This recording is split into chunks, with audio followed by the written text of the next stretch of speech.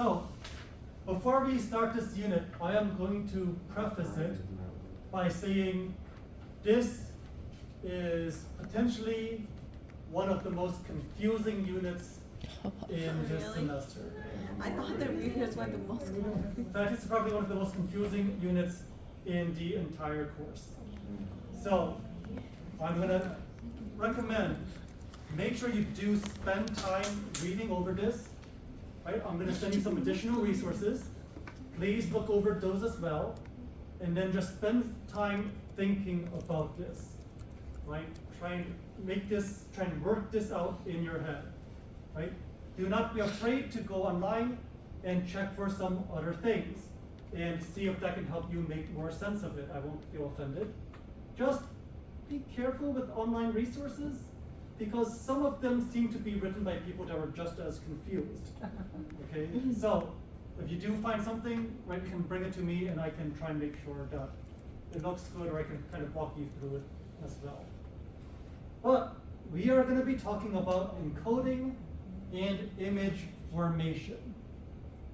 So we now know how we get a signal, correct? We know where the signal comes from. We have our dephasing, and then we rephase everything with our pulse sequence, and that pulse sequence gives us our echo when it comes back. But this echo, this information inside the echo, how do we know where the information inside the echo is coming from? How do I know if the signal from the echo, right, because it's a whole mix of signals, how do I know which part of the signal is coming from the left side versus the right side of the body? How do I know which part of the signal is coming from the top part of the body versus the bottom part of the body? How do I know which part of the signal is coming from the front versus the back of the body? Right? What is it about the signal that gives us this information? Right? This isn't like X-ray or CT where you just shoot the body and it's exactly as is, right? We're collecting a signal that's coming back out of the entire body. So what is it about the signal that tells us where in the body it's coming from? It's a giant mix of everything together. How do I localize it? That is what we are going to be talking about in this unit. Does that make sense? So, we're going to talk about encoding. To talk about encoding, we need to talk more about gradients. We're going to discuss sampling. Some of you may remember a little bit of sampling from X-ray or from ultrasound, perhaps. Right? And then the confusing part. We are going to talk about K-space. So this is the thing that is probably the trickiest to understand. Okay? Just warning you ahead of time so you know where to focus more of your energy. When dealing with K-space, we need to understand something called the fast Fourier transform. Have we seen this term before, fast Fourier transform? Yes. Anyone remember where we saw this term? The array processor. That's right, back in Unit 2, we're talking about MRI instrumentation. We said the computer system has an array processor. And the array processor's job is to do this fast Fourier transform. Okay? And then we'll talk a bit more about K-space, signal resolution, and fill-in. So, what does the word encoding mean? In our case, in MRI, encoding is how we determine where a signal originates from inside the body to create the image. Okay, so is the signal coming from the left side or the right side? So I know where to put this information. So, to do encoding, to do spatial encoding, we are working with 3 different things. We will do spatial encoding with the slice, spatial encoding with frequency, and spatial encoding with phase. So, slice, frequency, phase. And this is done with gradients. let's see, Joseph, when we talked about gradients, what gradients have we talked about? What names did we have for those gradients? Do you remember? Or do you remember how many gradients we had in the first place?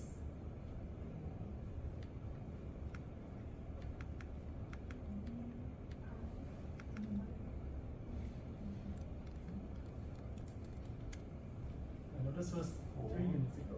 4 gradients? Three. 3 gradients? Three. Okay, say that one more time, Babita. So it's not going to be 4. It is 3 gradients, and they're named after the 3 axes of the body. So we have our x gradient. Which way does it go? Which way is x? Left to right. Left to right. So the x gradient affects the magnetic field left to right.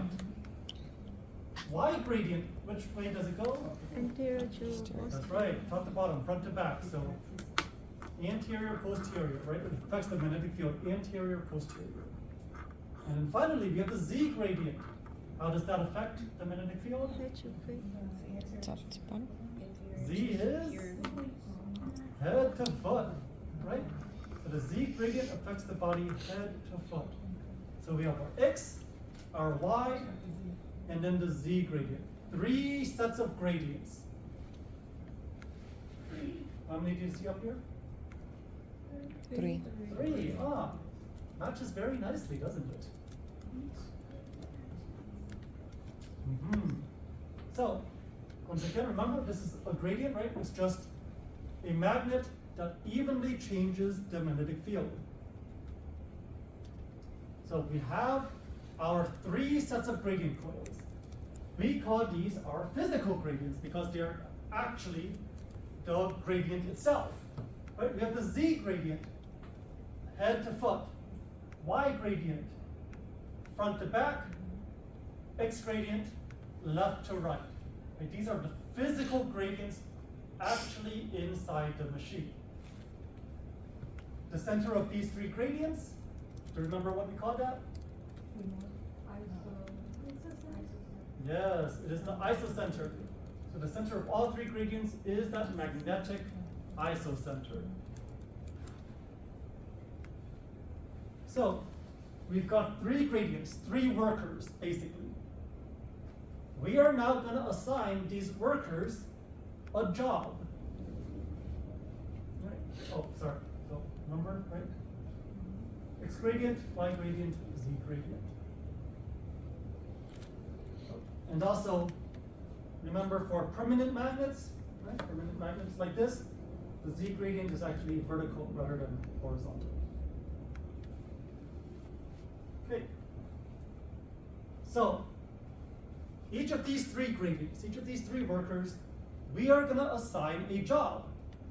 These jobs we call logical gradients. Right? So this is what their purpose is.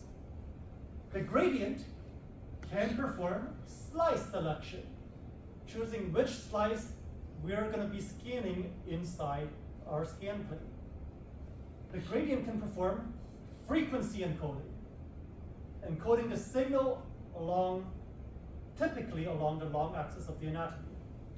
And then we have phase encoding, which is going to encode the signal typically along the short axis of the anatomy.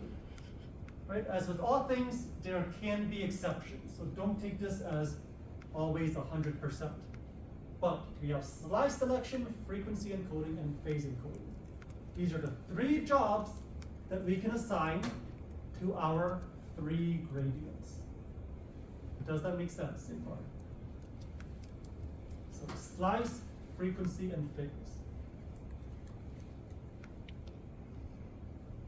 So the job of slice selection is performed by the slice selection gradient.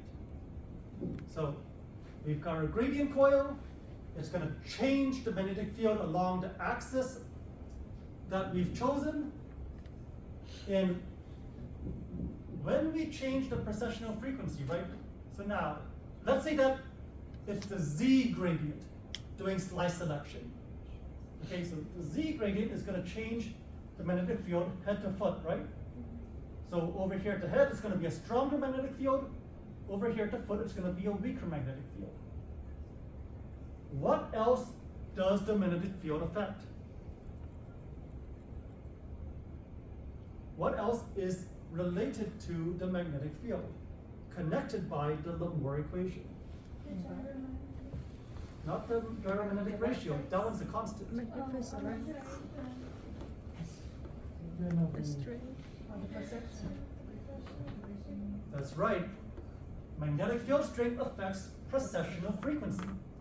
So now, over here at the head, because it's a stronger magnetic field strength, what's going to happen to the precessional frequency? Decrease. It's going to spin faster, right? Over here at the foot, it's now a weaker magnetic field strength. What's going to happen? It's going to spin slower. So now we have a range of precessional frequencies, right? We have really fast, kind of like faster, fast-ish, normal, slowish, slow, slower, and slowest, right? We have a whole range of precessional frequencies. What else is affected, or what else is connected to the precessional frequency? What else depends on the precessional frequency?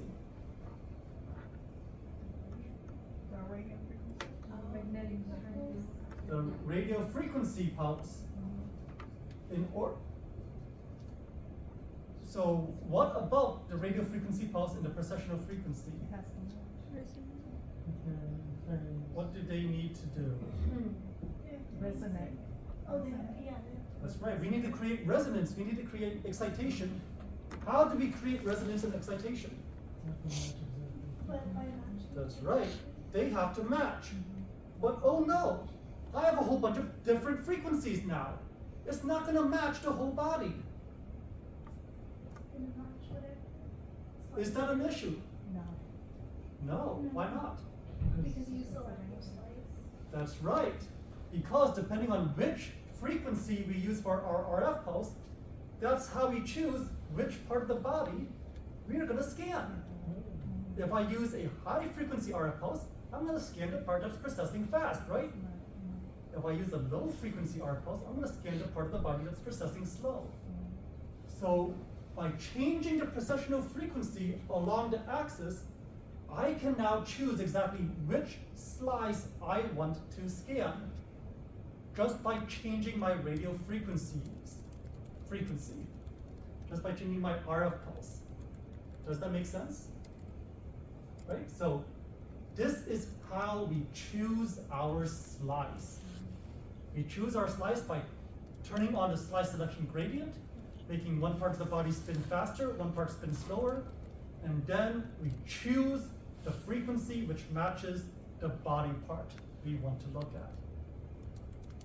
Okay? And remember, because this gradient is only going in one direction, is it going to affect left to right? No. It's going to affect front to back? No. That's right, only along the axis that it's applied. So if I want an axial slice, which gradient should do slice selection? That's right, if I want an axial slice, I'm going to turn on my Z. Right, so it's going to be strong at the head, weak at the foot, and I can choose where I want to be. What if I want a sagittal slice?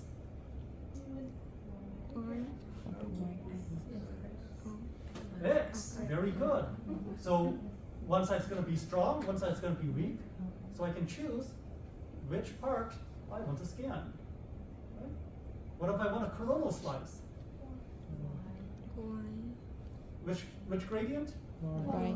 Y, very good, right? So strong in the front, weak in the back. That way I can choose which part I want to scan. Does that make sense?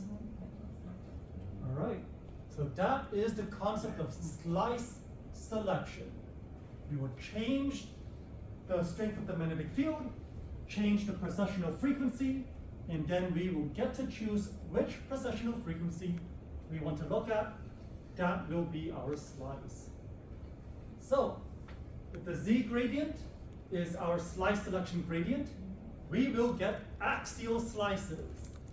If the y gradient is our slice selection gradient, we will get coronal slices. If the x gradient is our slice selection gradient, we will get sagittal slices. And if we want oblique slices, like in your L-spines, we actually need to turn on two of these gradients at the same time. We would actually turn on the z gradient and the y gradient together.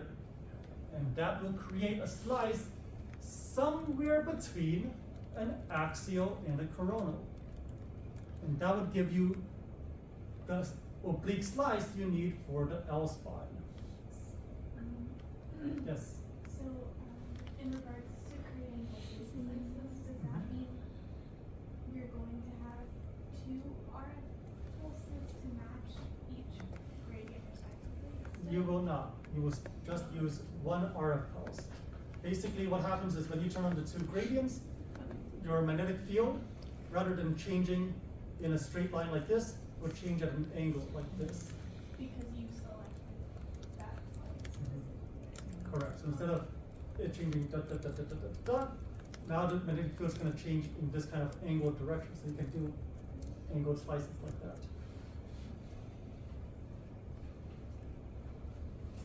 So, axial images. Which gradient did slice selection?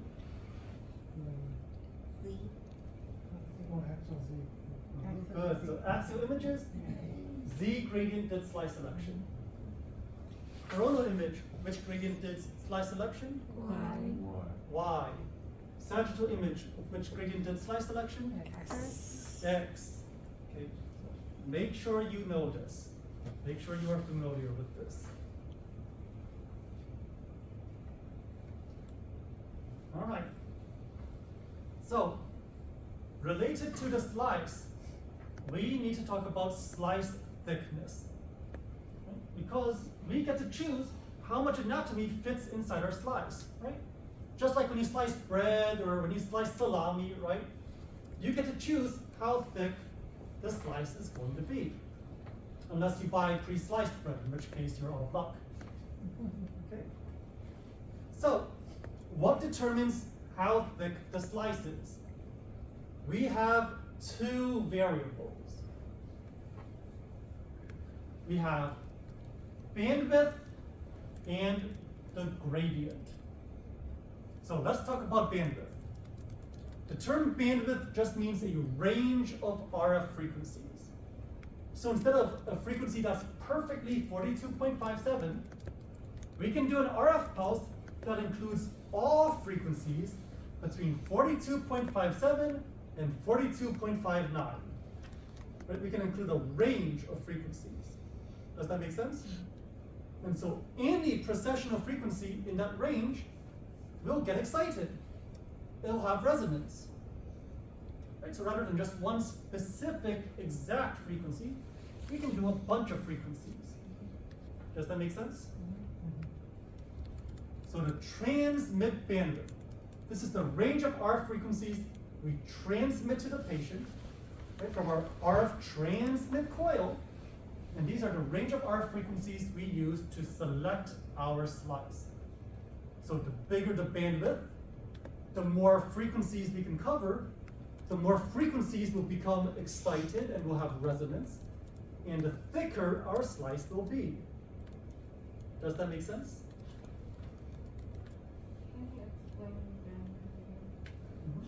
So bandwidth is just a range of frequencies. So let's say that I have 42.57 megahertz, right? That's our frequency. This frequency would be able to affect this very narrow part of our gradient, where our gradient is exactly 42.57, right? Down here at 42.56, nothing happens. Up here at 42.58, nothing happens. Over here, 42.59 definitely is not going to happen, and neither will 42.55.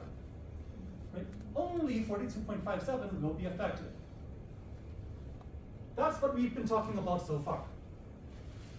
But now we're throwing in the concept of bandwidth. So bandwidth says, I am not only going to do 42.57. Instead, I am going to do RF frequencies. So my incoming RF energy is going to be from 42.56 all the way to 42.58. So instead of one frequency, we now have a range of frequencies. This range is our bandwidth. Specifically, our transmit bandwidth. So, because of this, what's going to happen to our slice? Good. Our slice will now include everything from here to here. Our slice has gotten thicker. Does that make sense? So as we increase this bandwidth, as this range increases, our slice thickness also increases. Does that make sense? Yeah. Any questions so far? Not yet? All right, well, just wait. Next up, our second ingredient, the slice selection gradient. The gradient can have different slopes. It can change our frequencies at different rates. We can have a shallow slope, so the change of frequencies is slow. 42.57, 42.571, 42.572, 42.573, right? Small changes, shallow slope. Or our slice selection gradient can be steep, big changes, 42.57, 42.58, 42.59, right? Rapid jumps now. Or 42.57, 42.60, 42.63. Big jumps, right? Steep gradient. And the steepness of that slope, how steep that gradient is, will also affect slice thickness. But this one has an inverse relationship. So transmit bandwidth was a direct relationship. Bandwidth gets bigger, slice gets bigger. But with the gradient, as the slope gets steeper and steeper and steeper, the slice becomes thinner and thinner and thinner.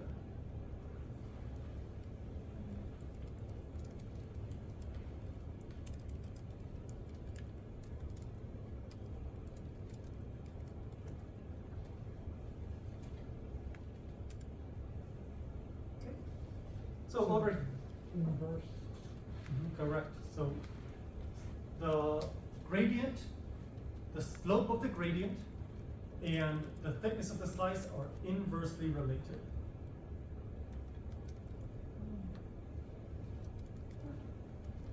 So over here, this is just an example of us being able to select our slice based on the frequency. So if I want this frequency, there's our slice. If I want a different slice, I just change my frequency and I would get a different part of the body. Right? If I wanted to make the slice thicker, I could include more than one frequency, right? And I can make my slice bigger that way. Transmit bandwidth.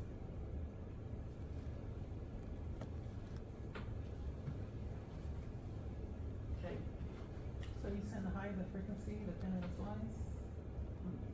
So it's not that it's the higher the frequency, the thinner the slice. It's that it's going to be the steeper the slope of the gradient. Right? So right now this gradient, right, you see how it has this slope? If this slope increases, the slice will become thinner.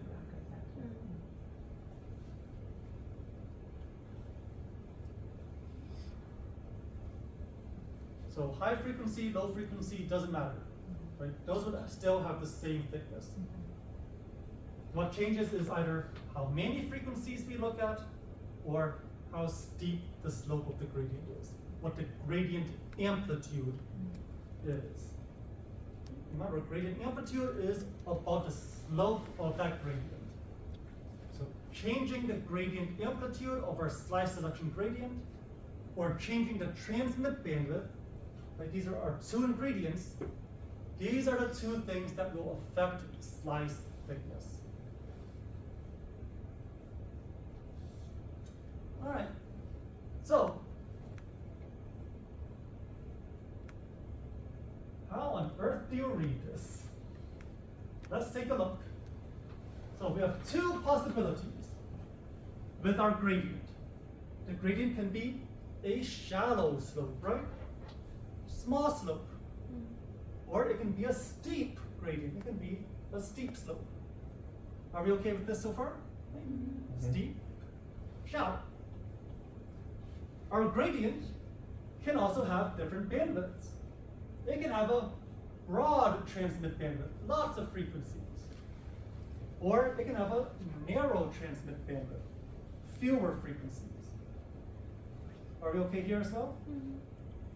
So what we're going to do is we're going to keep one of these the same, either the gradient or the bandwidth. One of them is going to stay the same, and we're going to look at the other one as it changes. So which one do you want to keep the same? Anybody? Bandwidth. All right, bandwidth, Joseph. So do you want us to have a broad bandwidth or a narrow bandwidth? Broad. Broad bandwidth. So let's take a look at our broad bandwidth and how it is affected by our gradient. So with the broad bandwidth, it affects this part of our steep gradient. Do you see that? Just draw that line across. It affects this part of our steep gradient. So our slice thickness is going to be this thick. So far so good? Yeah. But what happens if we use the same broad gradient, same broad bandwidth for the shallow gradient? So let me draw this across. This is where it reaches the shallow gradient. And take a look at our slice thickness. What has happened? It got bigger. Right. It went from this to this. So as the slope of the gradient went down, what happened to the thickness? It went up, right? So gradient, slope decreases, slice thickness increases. Does that make sense? All right, great. Aurora, choose something else for us.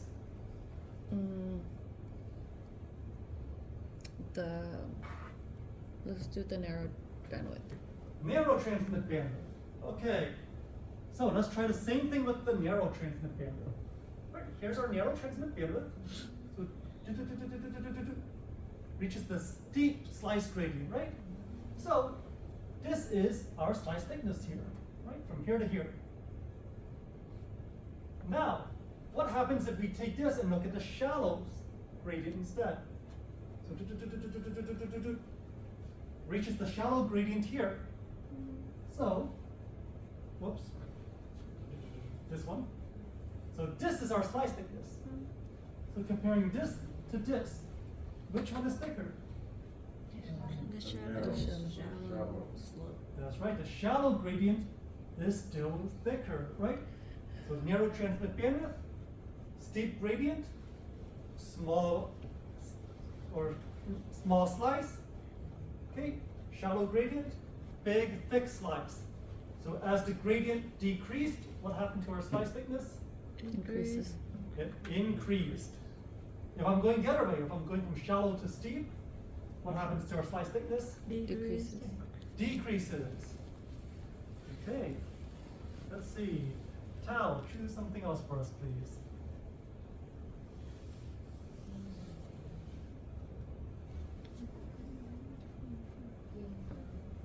What is that?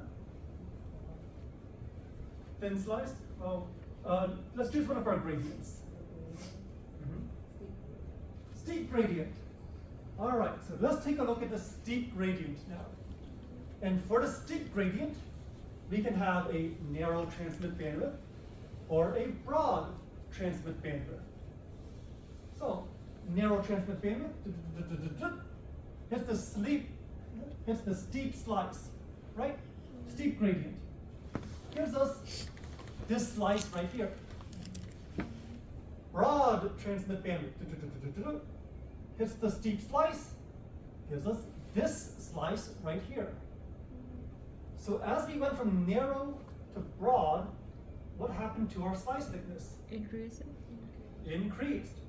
So as transmit bandwidth increases, what happens to slice thickness? It increases. Also increases, right? So bandwidth is directly proportional. As the bandwidth increases, the slice thickness increases. Does that make sense? So that's how you read this graph, right? You choose one of them to keep the same, either this, or this, right? Just choose one of them to look at, and then you change the other one and see what happens to your slice thickness. And what you'll find out is that with bandwidth, as bandwidth increases, slice thickness increases. As the gradient increases, slice thickness decreases. Right? So bandwidth is directly proportional, and the gradient slope is inversely proportional.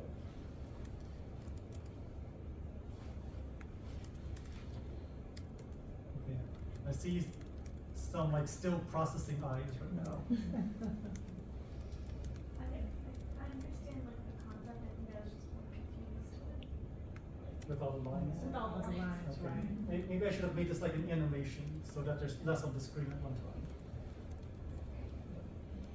Oh, I'll consider that for next time. Okay. Oh, good job, Pat, Mr. Fong. I guess you did already consider that.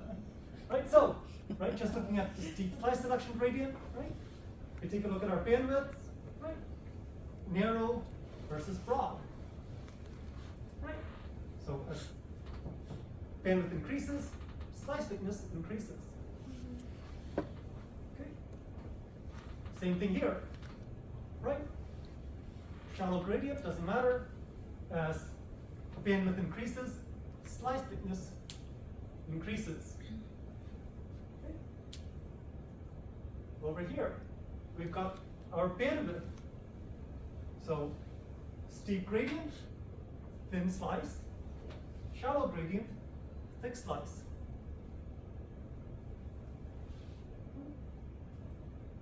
And then broad bandwidth, doesn't matter.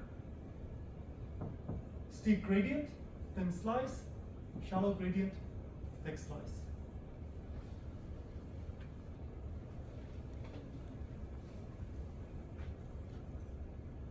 So, any questions about this? I get the directly proportional part of that, but then when you're talking about the inverse, I'm confused because I don't understand. I mean, I know slice thickness is but maybe I'm not understanding that one.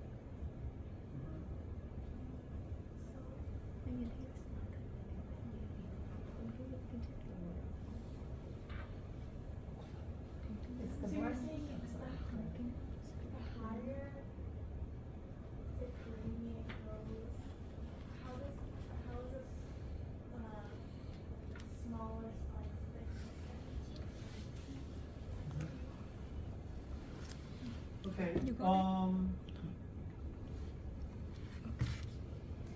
I guess I should have given these should remember axes that labels. for the bandwidth, So, if we increase x-axis the here bandwidth, the slight thickness is increase, going to be and the gradient, if we volume increase of the tissue. gradient, the Right. thickness will decrease. So, So it's opposite with the bandwidth. this is, The let's bandwidth say, is the direct- patient, right? direct This would be proportional our and the gradient is Axial opposite- slice along the opposite with z-axis bandwidth. of the patient. So I want to This here is going to be the bandwidth the amount of increase, tissue. the being imaged. Y-axis here, this is going to be our frequencies, right? So that's why narrow covers a few frequencies, broad covers a lot of frequencies. So what happens is that when we have these frequencies are expressed over a much smaller area of the patient when the slope is steep. And that's because with a steep slope, things change quickly. Here with the shallow slope, the same frequencies are expressed over a much larger area. Because with the shallow gradient, things change slower. Oh. Does that make sense? So if I was going to kind of use the same idea here.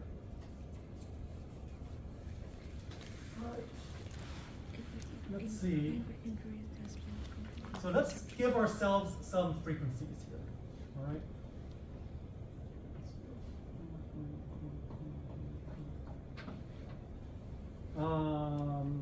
All right. So let's say this is 42.57. So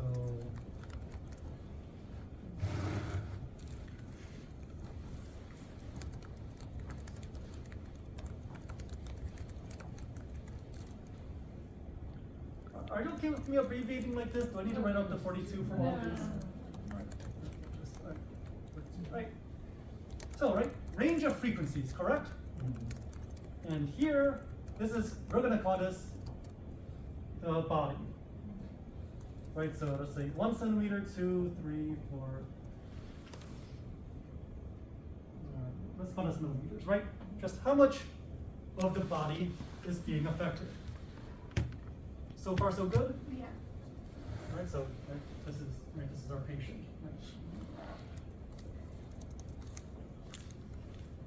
Right? There's our patient, right? So how much of the body is being affected? So let's give ourselves a slope.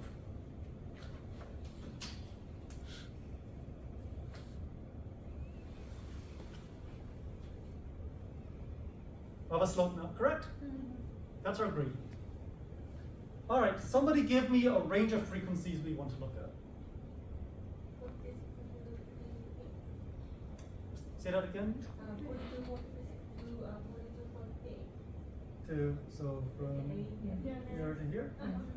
All right, so let's look at these 3 frequencies here, right? 0.56 to 0.58. So, if I take a look here, right?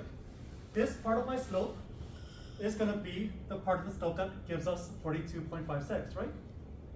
This part of the slope here is going to be the part that gives me 42.58, correct?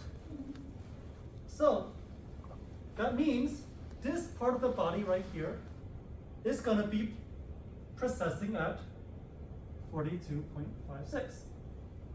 This part of the body here is going to be processing at 42.58.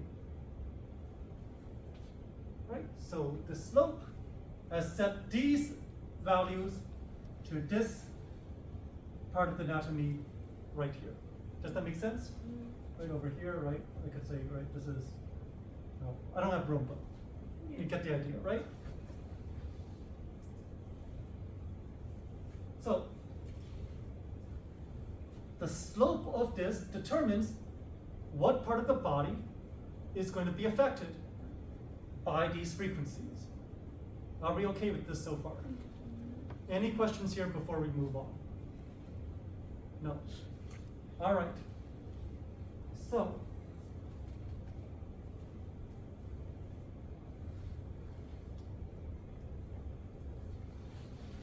we have this right here. Now, I am going to change my slope.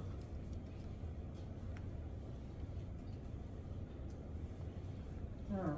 Do you all want a steeper slope or a shallower slope? Shallow slope. Okay, let's do a shallow slope.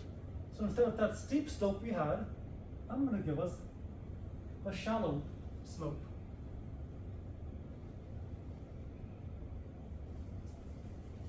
I think that's a bit too shallow. So, all right, I think we can work with that. So, which part of the slope here is going to give us our 42.56? Well, it's going to be the part of the slope all the way over here, right? Which part of the slope is going to give us our 42.58? It's going to be the part of the slope all the way over here, right? So this part of the slope represents 42.56. This represents 42.58, just like we did previously. So far, so good? Which means this anatomy down here is going to be 42.56. This anatomy over here is going to be 42.58.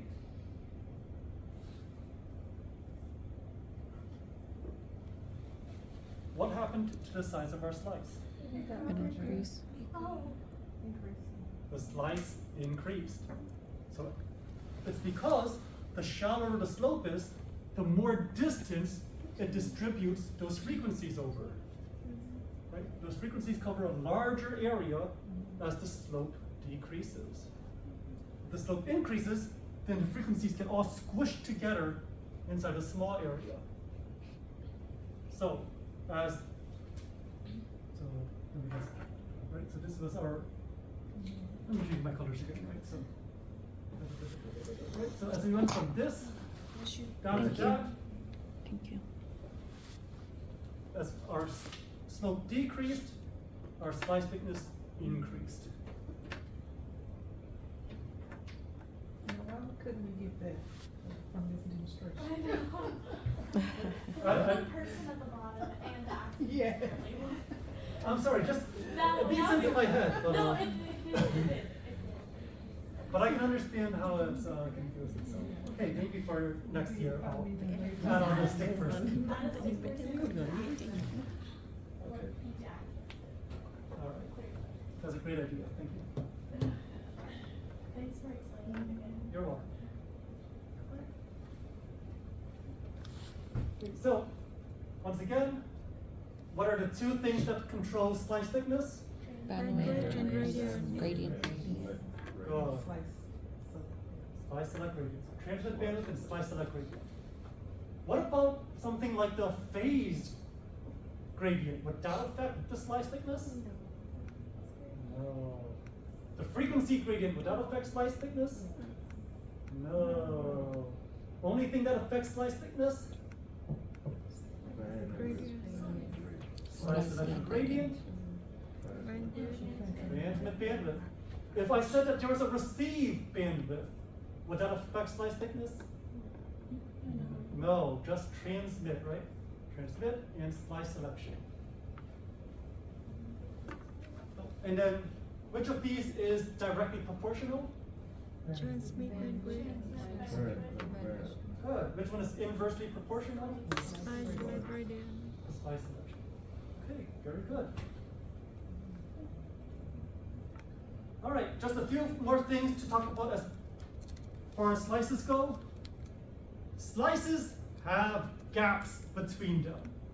Our slices are not flush against each other, 1, 2, 3, 4, 5, 6. No, our slices are 1, space, 2, space, 3, space, 4. So slices have gaps. And the reason for this is because we need the gaps to reduce image artifacts. This is something we'll talk about near the end of next semester. Okay, keep in mind that slices have gaps. So there is going to be tissue, there's going to be anatomy that is not shown in your slices because it falls inside that gap. Does that make sense? Okay. Now, this next part is very, very important. When does this slice selection gradient turn on? So the timing of these gradients is very important. You need to know the timings. And for slice selection, well, let's think about it. slice selection is related to, what is this?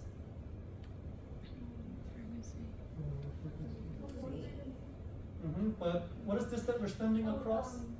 Bandwidth. Right, our transmit bandwidth. What is our transmit bandwidth? Oh, Sunil, go ahead. That's right, our transmit bandwidth is basically our RF pulse. How many frequencies are inside our RF pulse? When do we have an RF pulse? Let's say our spin echo pulse sequence. When do we have an RF pulse? When we're flipping. So when's the first time we flip? Great, our first flip angle, 90. Okay, so we flip at 90, it starts to dephase, and what happens? And we have another pulse. What is that, Pepita? Great, we have our 180-degree RF pulse. Flips everything around, right? They go backwards. They come back together. We get our echo. So what are the RF pulses that we have? The 90 excitation and the 180 rephasing. So when do you think the gradient needs to turn on? 90. At the 90 and the 180. The slice selection gradient turns on when we have our RF pulse with the transmit bandwidth. Does that make sense? All other times, it is off. 0. Only when we're ready to do our transmit bandwidth, we turn on the gradient, we go boom, 90, turn it off. Get ready for the 180, turn on the gradient, boom, 180, turn it off. It only is active during the RF pulses because we don't need it at any other time. We only need it so that the RF pulse chooses the correct tissue to excite. Does that make sense? Are we okay with this concept? Okay. Now, what about for a gradient echo pulse sequence? When do we have the RF pulse in a gradient echo pulse sequence?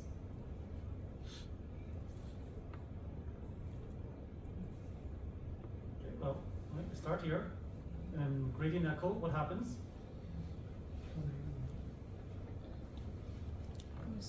What do we need to do? Okay, I need to turn my windshield wipers. How much? 90 degrees. For a gradient echo? Oh, 90. Variable, right? Gradient echo is variable. T1, big flip, right? T2, for the density, small flip. So, in gradient, it varies, but it is an RF pulse. So during that first flip angle, during that first variable flip angle, we need to turn on the slice selection gradient. Do we have a 180 in gradient echo? No. No. So we do not need to turn it on during the 180 because it doesn't exist. So it only turns on during the flip angle. Does that make sense? So spin echo turns on twice, gradient echo turns on once. Any questions so far? Gradient echo only turns on during the 180 rephasing. Gradient echo it only turns on during the flip angle because there is no 180 degree rephasing in gradient echo.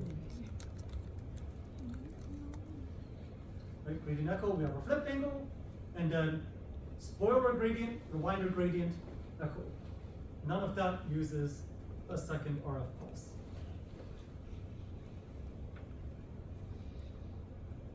Okay, so just to show you,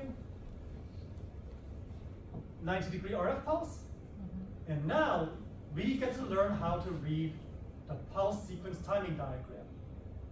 So notice that there's a line for slice. Anytime you see the RF pulse turn on, what do you see here? Straight. That's right, slice gradient turns on. 180, what happens? Slice gradient turns on. Right, so a slice gradient turns on anytime there's an RF pulse. The slice gradient turns on anytime there's an RF pulse.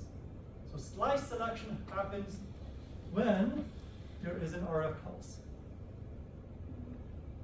Do you see it turn on with the echo? No. Echo? No, right? Doesn't care about the echo. Slice selection gradient only turns on with the RF pulse. Okay. In the back. Slice selection gradient turns on with The RF pulse. RF pulse. Great. In the middle, the slice selection gradient turns on with and Sunil, the slice selection gradient. All right, thank you. So, are we clear? Slice selection gradient turns on with the RF pulse.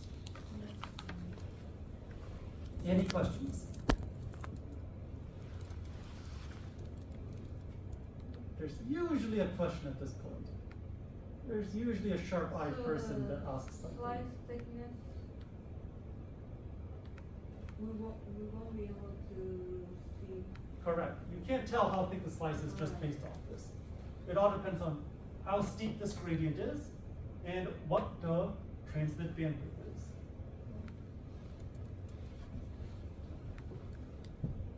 All right. Are we okay to move on? Yes, but if we can't see the slice thickness, how would we know, as far as how thick the slice would be? So that is something you would set at your console. So in the console, it will ask you how thick your slice would be, and you can adjust it here.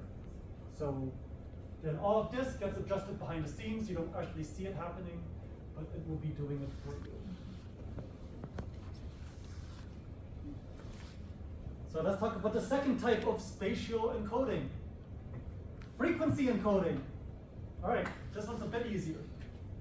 Okay, the other name for the frequency encoding gradient is the readout gradient. What do you think readout means? What's left over, What are we readouting? The signal. Or Yes, we're gonna read out the signal. So can you take a guess as to when this gradient turns on? the signal is produced, excited, the signal is excited? So when we want to collect our signal. So we read out, when we want to read out the signal, we turn on the read out gradient. And remember, readout is the same as frequency encoding. So this is usually used to encode the long axis of the anatomy. We'll discuss why near the end of this unit. This changes the precessional frequency of the signal along the long axis of the gradient. So now, let's say that, okay, we're doing an axial of the patient, right? Let's say axial abdomen. So, which gradient is my slice selection gradient? Z. This is my slice selection. Chop, chop, chop, chop, chop, right? Okay, my abdomen. Which way is going to be the long axis of my abdomen? Is my abdomen longer this way or this way? Side to side, left to right, right? So which axis is this? X. So which gradient do you think will be doing frequency encoding? The x-axis. Great. So now what we're going to do is we're going to take these nuclei, we're going to turn on the gradient, and we're going to give them slightly different frequencies. So now the left side is going to have the higher frequencies. The right side is going to have the lower frequencies. Right? And it's going to be an even change all the way along this range. So suddenly, every part of my body from left to right has its own unique frequency. Does that make sense? So suddenly, if I tell you that the signal has a certain frequency, you can say, oh, well, that frequency is what we set this point to be. So the signal must be coming from somewhere here. Does that make sense? So now we are starting to narrow down the location of each signal based on its frequency. So we collect a whole bunch of signals, And we're like, all right, now let's take a look at them one by one. This signal has a frequency. Ah, it came from here. Different frequency, must have come from here. Different frequency, must have come from here, right? We can figure out where it came from along this x-axis.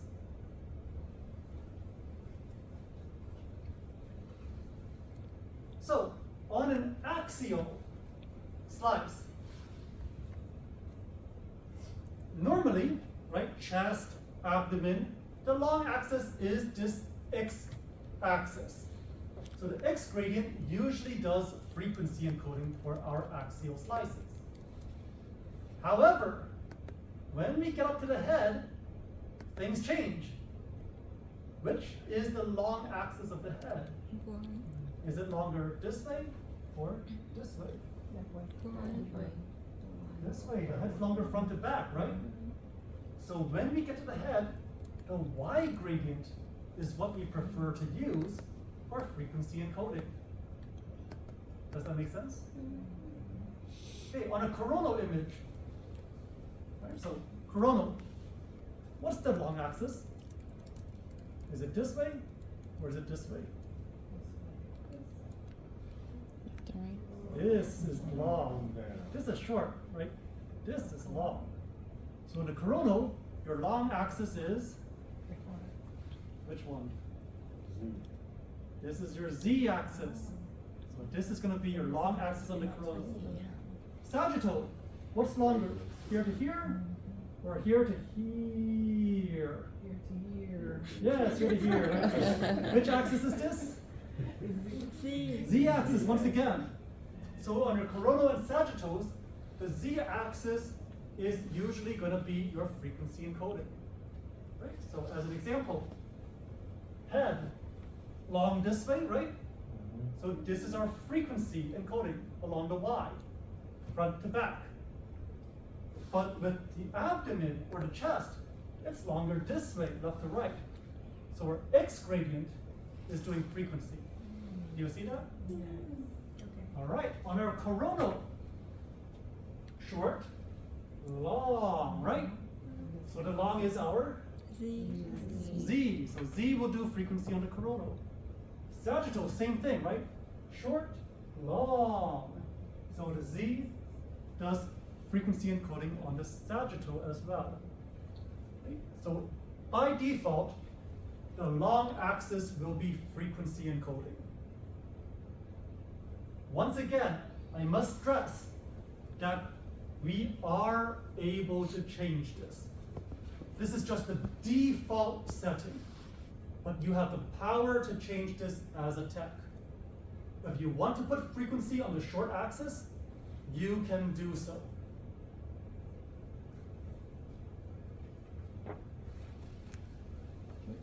So, when do we turn on frequency encoding? Like we said earlier, during what? That's right, because this is called the readout. So we're gonna read out the echo. We're gonna read the echo. So the readout gradient turns on when we want to read the echo. Okay. So the gradient is usually perfectly centered on the echo. If the echo goes up and down, the gradient turns on and off. Perfectly centered on the echo. Half the gradient for half the echo, half the gradient for half the echo. Once again, there's always exceptions, but for now, this is how it usually works. Now, the readout gradient does turn on at some other times. Not as important, okay? But just so you know what some of these exceptions are. Right? Sometimes it turns on during phase encoding to help reduce the phasing. Sometimes it turns on during your gradient echoes to act as your spoiler gradient. Right? But don't worry about this too much. Focus on this. Readout gradient turns on during the echo. So let's take a look at our picture. You see the readout line down here, also known as frequency encoding. Frequency. So readout is also called frequency. So when you see this turn on, over here, what else happens at this time? It collects the signal. Echo. It routes. Right? Anything going on in RF? No. No. It's all about the echo. Right? Readout turns on with the echo. Right? Same thing here with gradient. Right? Readout turns on with the echo. Very good. So readout is timed to the echo. Frequency is timed to the echo. What is slice timed to? RF pulse. That's right. Slice, RF pulse. Readout, echo, the signal. Good. Slice, slice, RF pulse. readout, Echo. slice, RF pulse. readout, Echo. readout, Echo. readout, Echo. slice. RF pulse. All right, good. I don't know. The X-ray students fell for it last time I tried this with some of their like quality and quantity things. So they're like quality, KBP, quantity, mass, quality, KBP, quality, mass. Hold on, wait a second. All right, you guys did better. Good job. So finally, we have our third job. Phase encoding. So, phase encoding is performed by the phase encoding gradient. No fancy nickname this time. Okay. So, if frequency encoding has the long axis, phase has the short axis of the anatomy. Okay? So now, what's going on? Let's take a look at our abdomen again, right? So, how do we select our slice? Our slice, how do we do our slice selection? The short Axial. axis. Axial abdomen, how do we do our slice selection? Axial is which gradient? Yes, we're going to turn on the Z gradient to choose our slices, right? So now we've got a slice of the abdomen right here.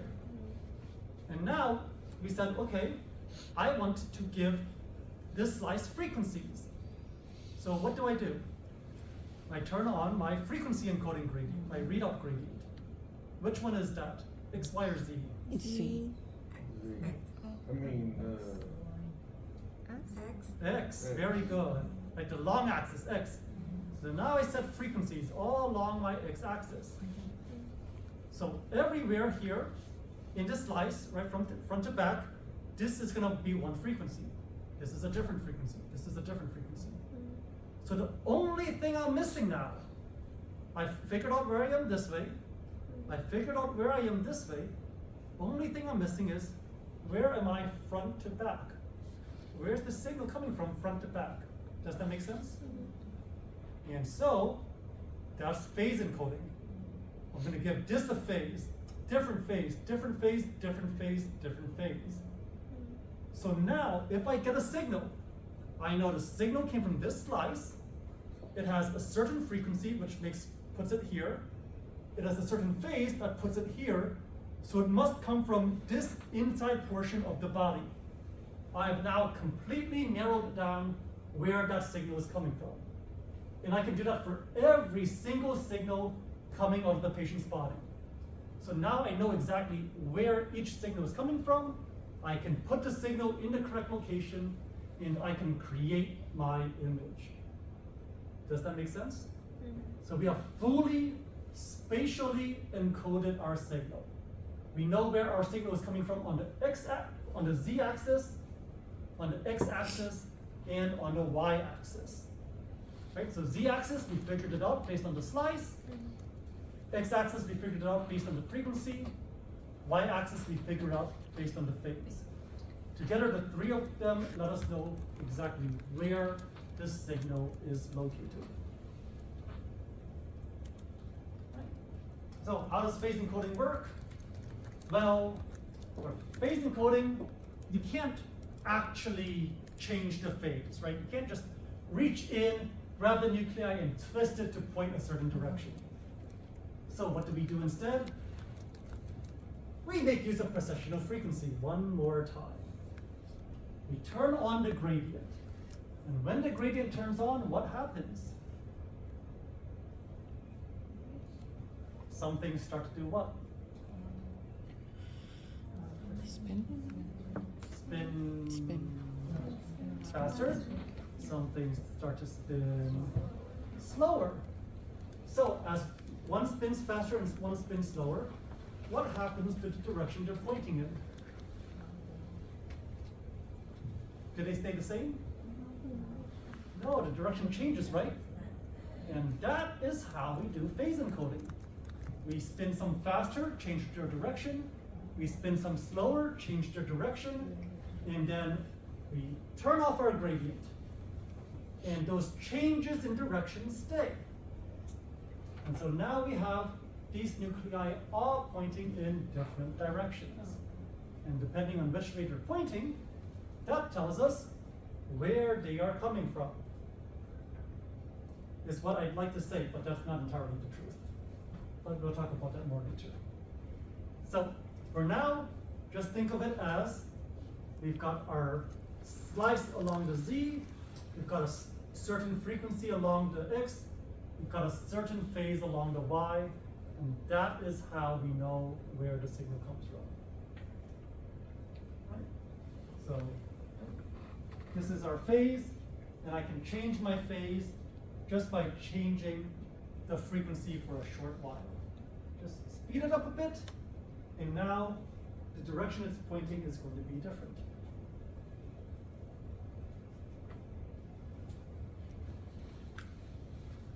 All right, so what is the short axis? Well, in an axial, it's usually going to be Y, but up at the head, it's going to be X.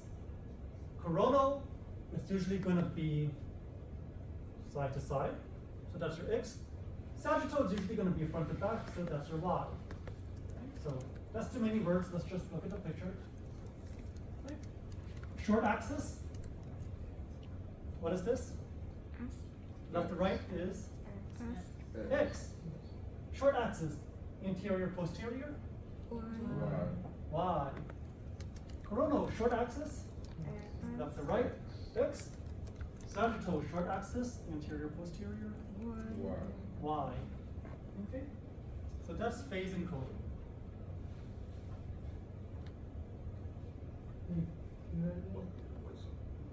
I thought you said in the head we wanted to use long because it's long axis. Long axis. So, Did you say that before? so in the head, long axis here is the Y. So for the head, Y would be frequency encoding. Okay, frequency. Phase is short, so in the head, X is used for the head. But that's only for your axials. Only the axials.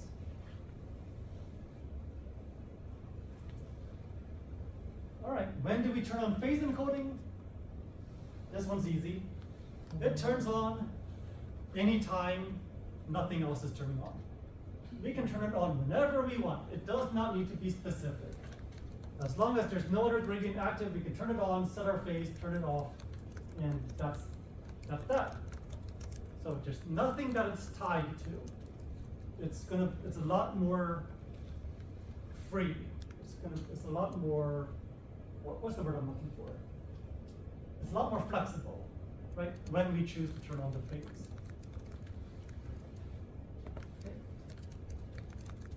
The steeper the slope of our phase encoding gradient, the bigger the phase shift we create. And so with frequency and phase, depending on the slope of our gradient, right? Like we said earlier, the slope determines how quickly the frequencies change. Depending on the slope of the gradient, that can affect our matrix size, our field of view, our spatial resolution. So phase and frequency encoding can affect our spatial resolution. Right, so here's phase. As you can see, phase just turns on whenever. It's not stuck to the RF. It's not stuck to the signal. It just turns on whenever it wants. Do you see that? Right, same thing for gradient echo. Phase isn't here at the RF. Phase isn't here at the echo. Phase is just anywhere here in between. Does that make sense?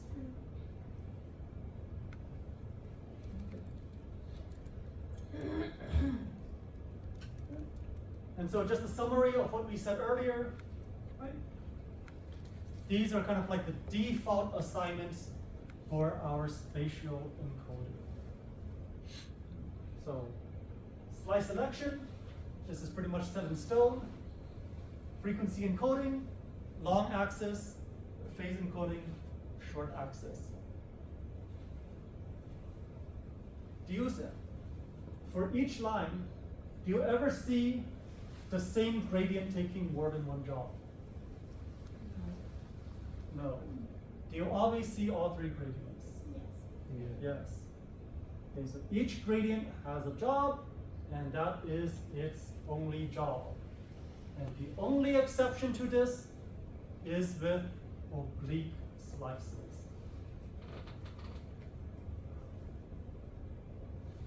So, how can I ask you about this? How can I ask, or how can the registry ask you about this information? Well, that's funny. All right, not sure why I did that. So I could ask you, for example, if the X gradient is doing frequency encoding and the Y gradient is doing phase encoding, what is the Z gradient doing? And your answer would be slice selection. Great, I could go one step further and ask you, if the X gradient is doing frequency encoding and the Y gradient is doing phase encoding, what kind of slice do you have? Z gradient. If X is doing frequency and Y is doing phase, what kind of slice do you have? Z gives you what kind of slice? Axial. It's okay, it's getting late. So yes, Z gives you an axial slice, right? So I could go one step further and ask you about that. Does that make sense? Yes. Okay, I could go the other way. I could ask you, on an axial slice, if Y is doing phase encoding, what is X doing? Frequency encoding. Frequency. Why can it not be slice? That's right. That's right. So if I tell you it's axial, that tells you slice selection must be done by the Z. So if Z is slice and Y is phase, the only thing left over is X as frequency. Okay, so that's how I can that's how this sort of information could be asked of you. Okay, so axial head, right? Notice that frequency and phase swapped gradients, right? Axial body versus axial head, right? See that they switch gradients. Right? Oh, coronal. So for coronal, which gradient is doing slice selection now? Y. Y. Right?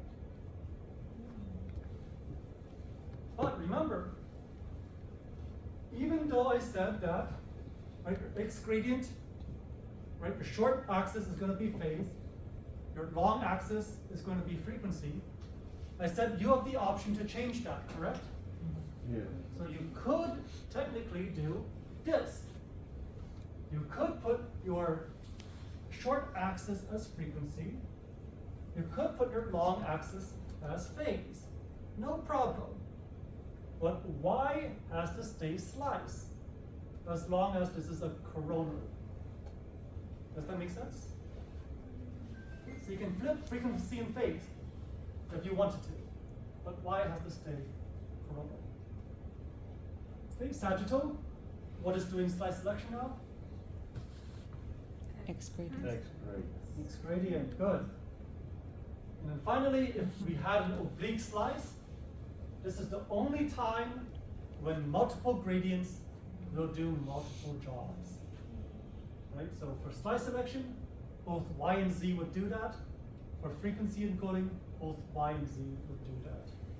So this would give us the type of oblique used in an L spine when you're trying to follow the disk spaces. And I think we'll go ahead and end with that. Okay, I know this was a lot of information. So take time this week, try and digest it. I will send out an exam for Unit 4, like the one that we just finished. And I'm also going to send out some additional resources for the upcoming part of this unit.